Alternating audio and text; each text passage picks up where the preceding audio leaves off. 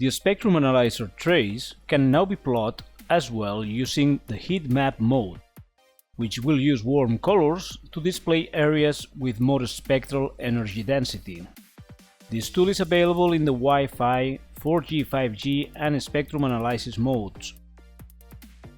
You can activate it by dragging the left menu in either of those modes to the center of the screen and scrolling down. At the very end of the menu, you will find the heat map tool, which can be switched on and off.